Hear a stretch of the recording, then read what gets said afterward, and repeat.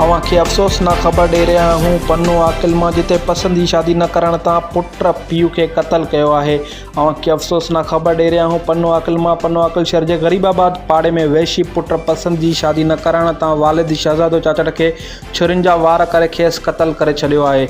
Police संदसि जवाबदार पुट Abdurrahman चाचड़ खे गिरफ़्तार करे वरितो आहे। जवाबदार पीउ खे क़तल करण जो एतिराफ़ कयो आहे। चयो त वालिद शादी जी ॻाल्हि तां नाराज़ थियो हो, खेसि छुरियुनि सां क़तल करे छॾियो। एसएचओ पन्नू आकिल ज़ुल्फ़कार चाचड़ जो चवणु हो त हिकु राति अॻु खेसि पुट क़तल कयो।